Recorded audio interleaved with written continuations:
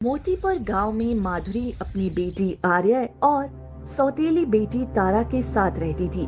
मैंने तुम्हें कहा था कि पूरे घर की सफाई अच्छे से करो और मेरी बेटी आर्या को गर्म पानी से नहाने की आदत है। तुमने गर्म पानी भी क्यों नहीं किया?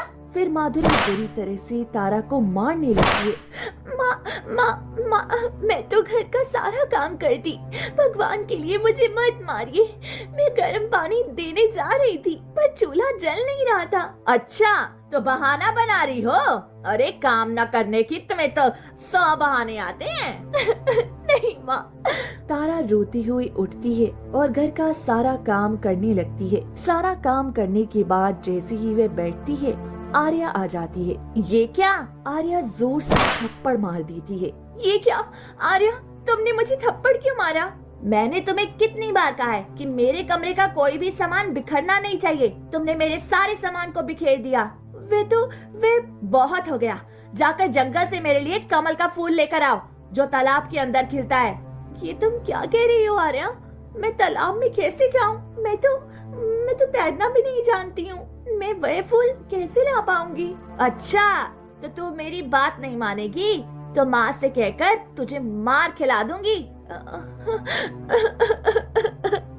फिर तारा रोती हुई तालाब के किनारे पहुंच जाती है, जहाँ तालाब के अंदर बहुत सुंदर सुंदर कमल के फूल खिले होते हैं। मैं कैसे फूल तोड़ूं? मुझे तो तैरना भी नहीं आता। अगर मैंने पानी में अपने आप को ले जाने की कोशिश की और मैं डूब गई, अब मैं क्या करूं? मुझे कुछ समझ में नहीं आ रहा। तारा हिम्मत करके तालाब के अंदर कदम रखती है और जैसे तैसे फूल तोड़ने की कोशिश करने लगती है। तभी अचानक उसका पैर डूबने लगता है। तभी उसे तालाब के ऊपर एक कृष्णा की मूर्ति तैरती हुई दिखाई देती है। ये तो हमारे लड्डू गोपाल की मूर्ति है। ये इस तालाब के अंदर मिली। लड्डू गोपाल खुद ही मुझे चुन चुके हैं। अब मैं इनकी अच्छे से पूजा करूंगी। जल्दी से ये फूल तोड़ लेती हूँ और लड्डू गोपाल को घर ले जाऊंगी। फिर तारा जैसे तैसे कमल का फूल तोड़ लेती है और उसे लेकर घर आ जाती है। वो फूल लेकर आई हो? हाँ, ये लो, मैं तुम्हारे लिए फूल ले आई हूँ। ये क्या है? ये तो हमारे खाना की मूर्ति लड्डू गोपाल है। मुझे ये तालाब में फूल तोड़ते वक्त मिली थी। आज से मैं इनकी पूजा करूंगी और इनका ध्यान रखूंगी। छी छी छी, हटो मेरे सामने से। अरे मुझे ये मूर्ति बिल्कुल पसंद नहीं। आर्या तारा को धक्का दे देती है और वहाँ से चली जाती है। बुरा मत मानो कान्हा, मेरी बहन को इतनी अकल नहीं है। चलो, मैं तुम्हारी अच्छे से पूजा करूंगी। फिर तारा मूर्ति की अच्छे से पूजा करने लगती है। ऐसे ही कई दिन बीत जाते हैं। तारा घर का सारा काम करती हुई लड्डू गोपाल की पूजा दिन रात करती है। एक दिन तारा पूजा कर रही थी कि तभी अचानक पीछे से माधुरी आती है और तारा को पकड़कर खींचने लगती है। क्या माँ, आप मेरे बाल क्यों पकड़ रही हैं? मैंने तुम्हें कहा था कि तुम्हें घर का काम करना है। ये क्या कर रही हो? कई दिनों से इस मूर्ति के आगे पीछे भजन गाती रहती हो। अरे घर का काम कौन करेगा? माधुरी तारा से लड्डू गोपाल की मूर्ति छीन लेती है और उसे फेंक देती है। आज के बाद अगर ये मूर्ति मेरे घर में दिखाई दी तो देखना मैं तुम्हारे साथ क्या करती हूँ। एक तो पहले से तू बोझ है और ऊपर से ये मूर्ति रखकर मेरे घर को गंदा कर रही है। माधुरी इतना कहकर घर के अंदर चली जाती है। तारा रोती हुई लड्डू गोपाल की मूर्ति उठा लेती है। बुरा मत मानो कान्हा, ऐसे ही माँ गुस्सा कर रही है, लेकिन तुम्हें चोट लग गई होगी। अब मैं क्या करूँ? मेरे पास तो पैसे भी नहीं है तुम्हारे लिए औषधि लाऊं। तारा मूर्ति को सीने से लगाकर घने जंगलों में जाती है। कुछ औषधि के पत्ते तोड़कर मूर्ति के सीने पर लगाती है। अब तुम ठीक हो जाओगी, तुम्हें आराम मिल जाएगा। तारा वहीं बैठकर फूट फूट कर रोती है।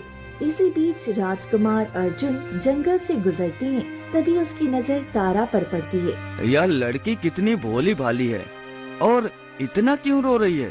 यह हाथ में क्या पकड़ रही है? अर्जुन परेशान होकर तारा के सामने आता है। क्या हुआ?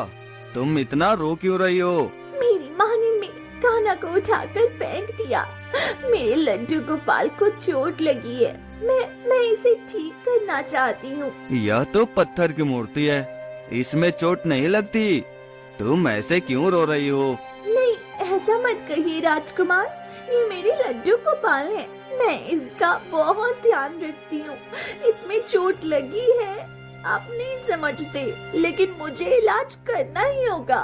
ठीक है, तुम्हारे लड्डू गोपाल को चोट लगी होगी, लेकिन तुमने औषधि लगा दी ना, अब यह ठीक हो जाएगा। कुदरत का एक अनमोल करिश्मा नजर आता है, जिसे देख आंखें ठहर सी जाती हैं। एक खूबसूरत झरना और चारों तरफ हरियाली और पक्षियों की चहचहाहट। सुमित्रा खुशी से झूम रही है। ठंडी हवाएं, ये कल कल बहता पानी, जैसे कुदरत सुना रही हो कोई मीठी कहानी। आह, क्या नजारा है मेरी सखी, मेरी माया। देख रही हो ना, ऐसा लग रहा है मानो आज ये वादियां भी हमारे साथ मुस्कुरा रही हो। कितनी खुश नसीब हूँ मैं कि मुझे इतना सुंदर राज्य, राजा जी का प्रेम और तुम्हारी जैसी सच्ची सहेली मिली। मन करता है यहीं ठहर जाऊं, बस इन लहरों के संगीत में खो जाऊं। सच कहा तुमने सुमित्रा, नजर ना लगे तुम्हारी इस खुशी को। सच तो ये है कि इन वादियों की खूबसूरती भी तुम्हारे चेहरे के नूर के आगे फीकी है।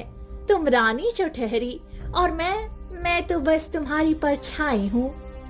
अरे ये क्या कह रही हो तू? पागल कहीं की। परछाई और रानी के बीच में ये दीवार कहाँ से आ गई? तू तो मेरी जान है माया। अचानक तुझे क्या हो गया? ऐसी अजीब बातें क्यों कर रही है? हम तो सहेलियां हैं ना। फिर ये तो और मैं, ये वाली बातें कहाँ से आई? समय आ गया है। राजा विक्रम को तो मैंने पहले ही अपनी जाल में फंसा रखा है। बस अब तेरा खेल खत्म करना बाकी है। बहुत देख ली तूने खुशियां सुमित्रा, पर आज तेरी एक आखिरी धूप है। अब तू सखी सखी चिल्लाती रह, पर आज मैं तुझे यहीं मारकर हमेशा के लिए रास्ते से हटा दूंगी। जान, ओहो जान, तूने बिल्कुल सही शब्द कहा सुमित्रा। जब तू मुझे अपनी जान मानती ही है, तो फिर देर किस बात की? आज अपनी ये जान मेरे लिए दे दे सुमित्रा।